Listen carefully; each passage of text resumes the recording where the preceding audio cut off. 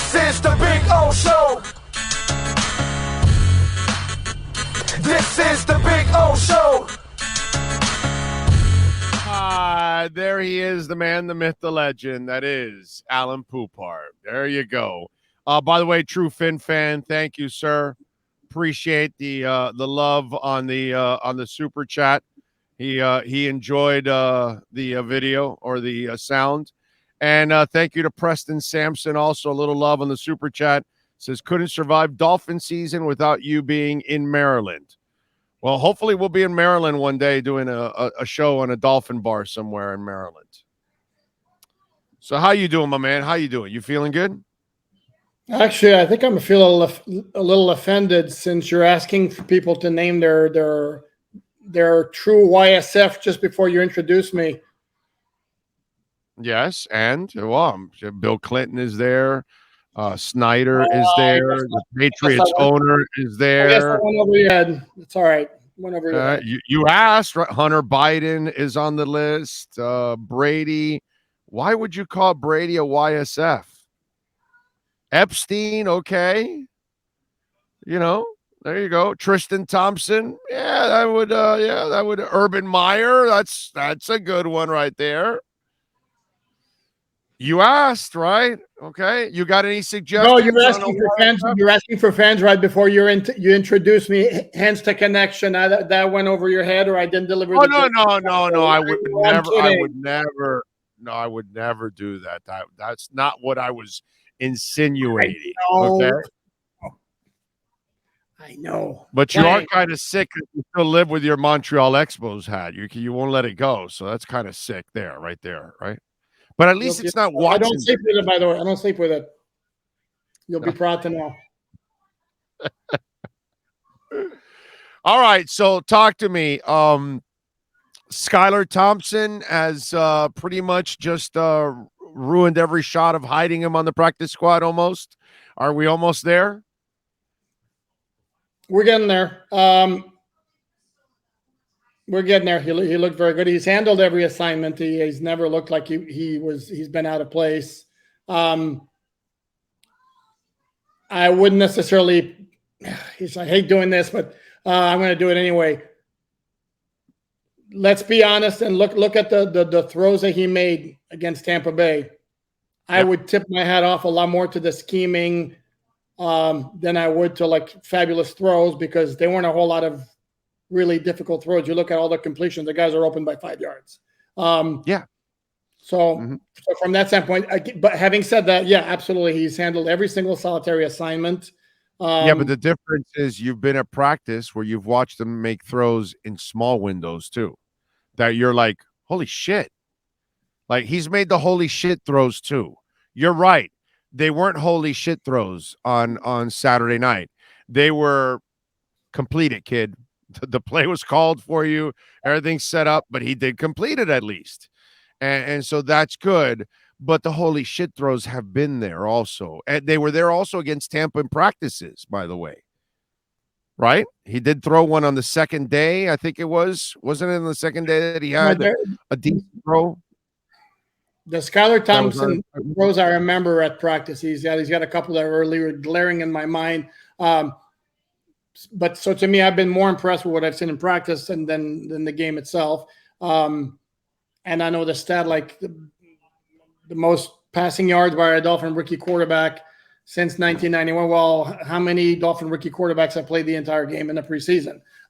So again, to me, more the practices than what I saw on Saturday night. And it's like, I think maybe it's been understated what he's done in practices, where I think it was a bit overstated what he did in the game, if that makes any sense.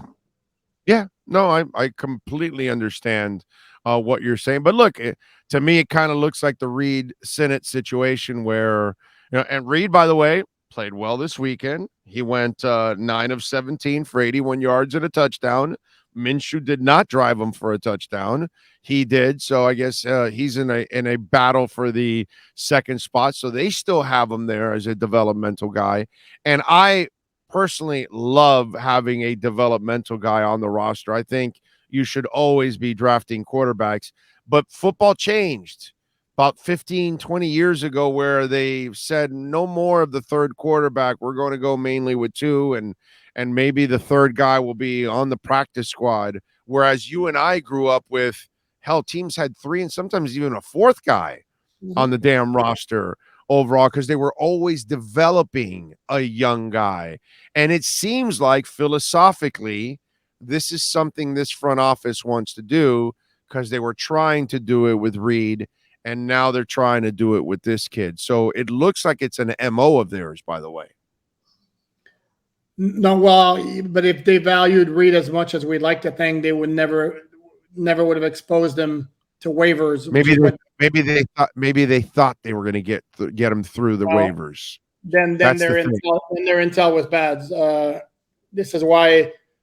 Look, I'm not telling you it's a slam dunk that he would get picked up if they do waive him among the final cuts and try to sneak him back on practice squad. The question is, do you want to take that chance? Do you like him enough to sacrifice a roster spot? And well, I do. Well, yeah, and I'm kind of like, I'm kind of in the middle here, but I'm kind of starting to maybe lean a little bit. Well, here's what I explained on Saturday night after the game, where this all changes, and philosophically, this also has to change. This bullshit has to change. Last year, you thought you could have the luxury of having backup players that could not help you on special teams. That shit has to end, dude. That limits your football team. And so if you want to keep this kid on the 53, you can't do the shit with the Albert Wilsons of the world and the Preston Williams, and you cannot keep either corners or receivers or running backs or linebackers at the back end of that roster that aren't helping you on special teams. And that's why the Lynn Bowden appearance was really important, because he helped you on special teams also, not just as a wide receiver. And so I think it's now, if you're going to keep this kid on the roster, it's imperative that the back end of those positions that I talked about, that those guys are two-way guys, that they're just not playing one position, because then you're really hurting your football team. Yeah, and it's interesting. Yeah, I'm glad you mentioned Bowden, because to me, forget about the 3 catches for 59 yards, the 22-yard touchdown, the 20 to 29-yard catch early in the third quarter. The fact that he returned both punts and kickoffs and had a success with each was huge, because now you can questionable on the punt one.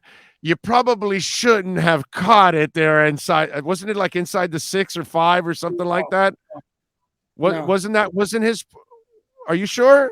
Yeah, it was around the 20-yard line that he caught it, and he had like an 18-yard return. I mean, maybe it may even have been the 30, the 25, or the 30. It was not inside. Okay, so it wasn't him. Then I confused it with somebody else. Then did somebody catch one that I was like, I thought it was him. It may have been a fair catch. Late in the game. Oh yeah, was it him? I don't know, but it was a fair catch. Why I thought it was him. Oh, it was a fair catch. Well, then it wasn't him, because I think he only had one catch. That would have hurt his average. Or no, fair catch doesn't hurt the average. I'll look at the play-by-play. Yeah. I think it was him. That's the only one that but he made plays, kick and punt return. In fact, I am pulling it up right now. And it's what we viewed in him when we saw him. It was like, okay, this guy could be like a multi-versatile type of guy. And he showed that on Saturday night, which, by the way, I also said this on Saturday night. The guy that liked Preston Williams' tweet is the guy that ended up getting Preston Williams cut on Saturday night, because he just cut Preston Williams on Saturday night. Preston Williams is done. That's it. It's too late for him. I get it, but this was like the nail in the coffin. No question. He was going out the door with him. And all of a sudden, it was like, no, we're going to close the door behind you, Preston. I'm staying in here with the rest of the guys. Yeah, but you don't think. Yeah, but when he liked the tweet, I don't think it was so much, I got your back, Preston. It was like, yeah, me too. I want an opportunity. And by the way, I just checked. You're correct. It was Bowden who made a fair catch at the 5-yard line, which is not ideal. Right. that's the only thing that I would like. Well, maybe kid, you might not want to do that one, but No, outside correct. of that, I get it. He wants to make plays. He's like a desperate animal in a corner. That's what he was on Saturday night, and he came out with his fangs out and ready. And I give him credit. That's what you got to do in those kind of positions, man. Is Yep. fight through it. Yep. No, Yeah. I had him. I had him clearly trailing River Craycraft for the 6th spot if the Dolphins keep 6. Now after Saturday, I think he jumped ahead of him. Yeah, and I think if he shows a little bit more on the special team side, which is what you highlighted, he knocks Craycraft out because he's a superior athlete to Correct. Craycraft, and that's the difference. And they have enough guys who can help out on special teams where you don't need to keep Craycraft just because of that. They have a lot of guys who. No, you have a better Craycraft in Sherfield. Correct. That's just, Craycraft is almost like the poor man's version of Sherfield. So you okay, well, he's a good all-around player. If these other cats don't show and we need a 6th guy, then Craycraft might be able to the guy that makes the cut. But Lynn now put himself in that spot there. Will Preston be one of those cuts from 90 to 85 on Tuesday?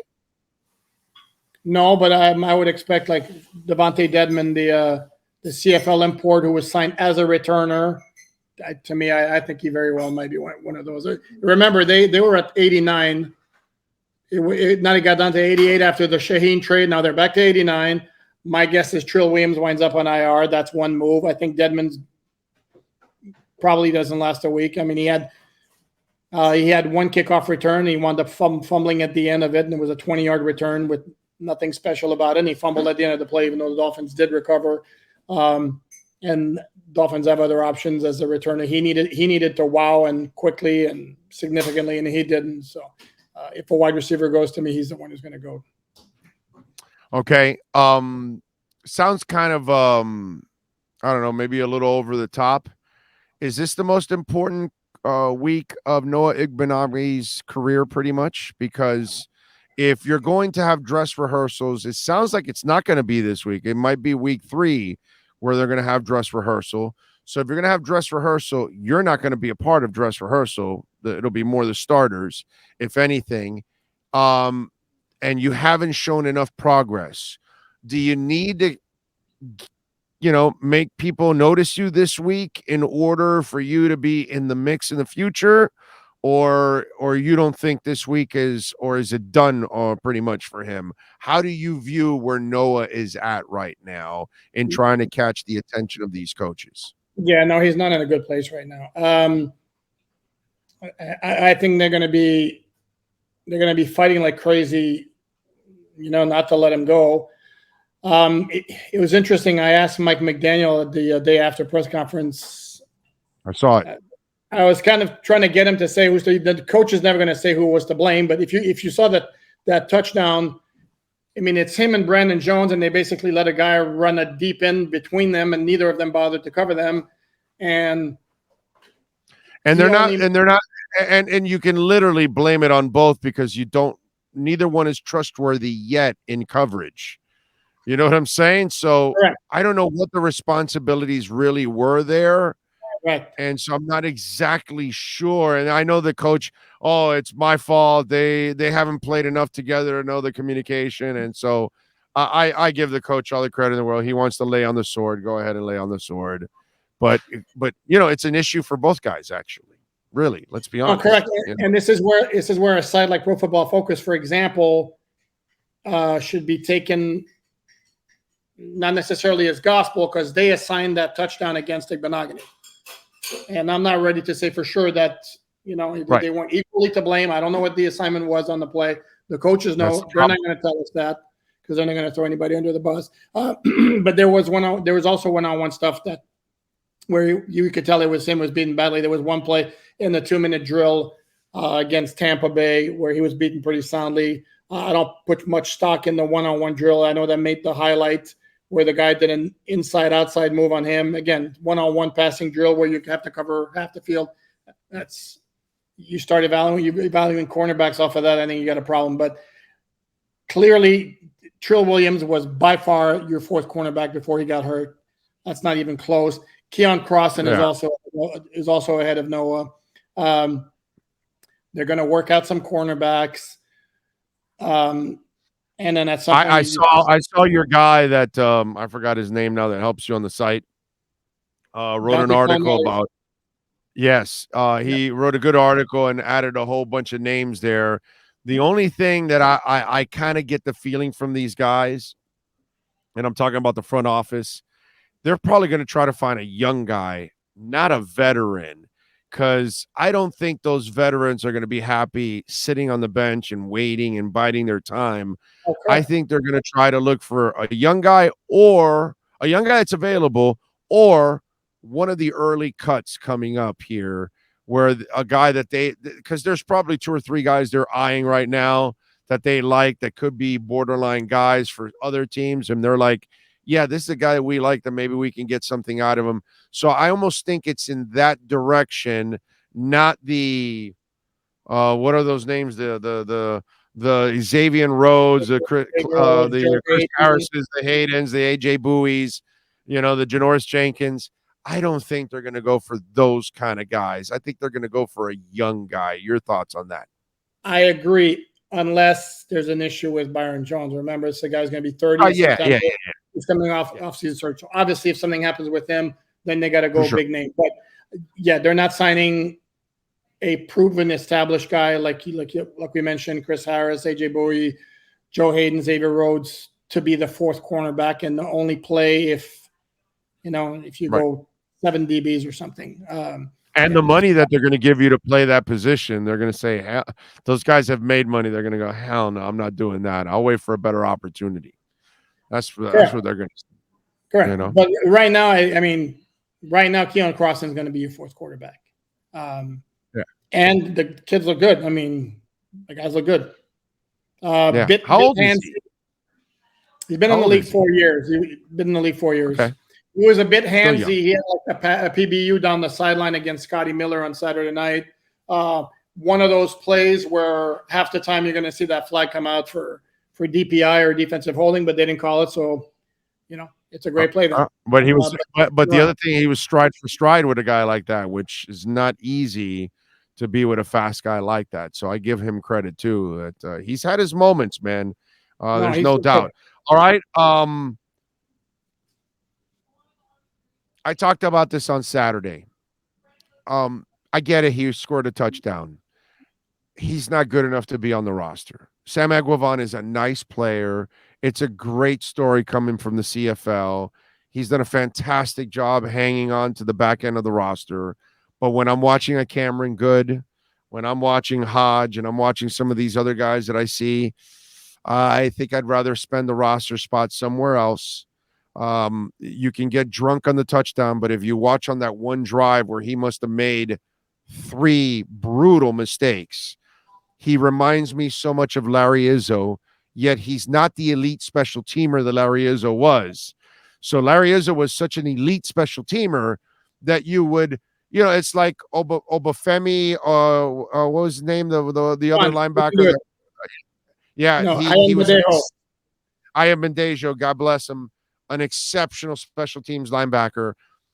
This kid is not an exceptional special teams linebacker. He's a serviceable special teams linebacker. You need to get better, and just by Cameron Good alone, that's what I'd rather have on this roster. Nothing personal against the guy, but I think that the good time story needs to end from the CFLer. Your thoughts? Well, by the way, just for the record, since he also was a former CFLer, the linebacker was Brendan Ayanbadejo. Obafemi was a fullback. Yes.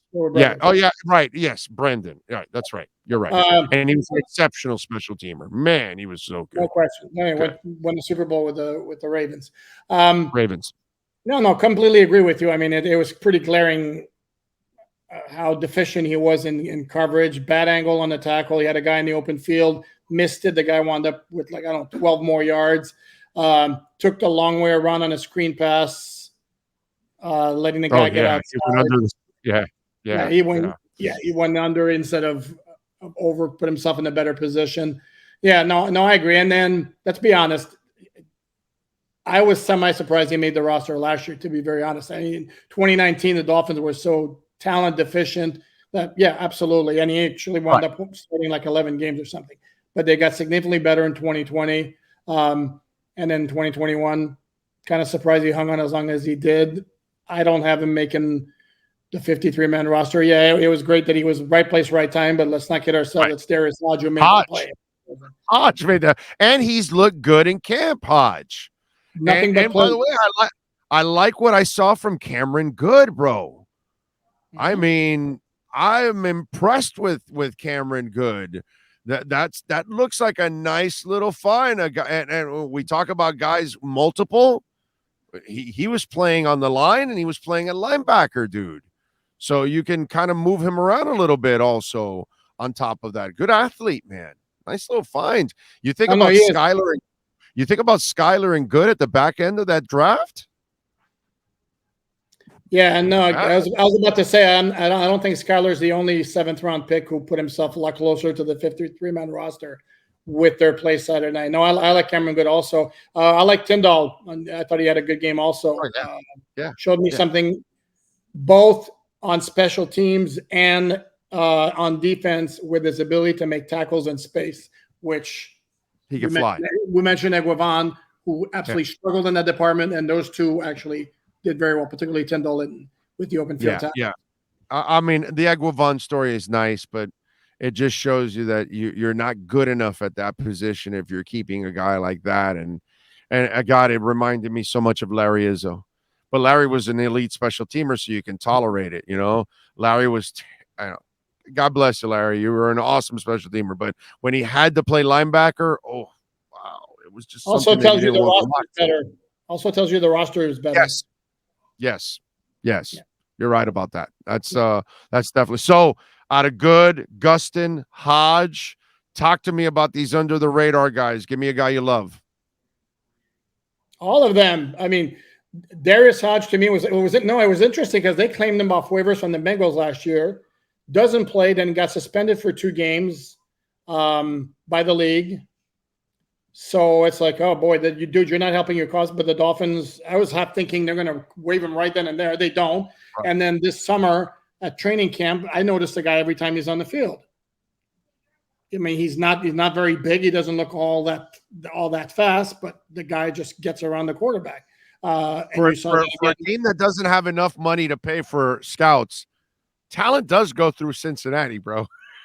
It's really amazing. Oh, no, that's and kudos to the Dolphin pro scout who spotted that guy and go, yeah, let's bring him in. And then Porter Gustin, I've discussed him before. Like I'd never heard the guy's been in the league 3 years. I'd never heard the name when the Dolphins signed him in June. I'm like, whoa, let me go dig up who the hell is Porter Gustin. And then camp starts and it's like, oh, here's a sack Gustin, here's a sack 96. And then he made another play on that crazy interception where Elijah Campbell, let's be honest, it was a complete fluke. The ball went right through the hands of that's a lucky interception, but hey, he made it. It's Gustin who's got his arms wrapped around the QB's knees. Right. And early in the game, if you recall, there was a holding penalty on Tampa Bay where I think at first they were quick to say that Jalen Phillips drew the holding. It wasn't Jalen Phillips because the guy they called it on was the one who was trying to block Porter Gustin.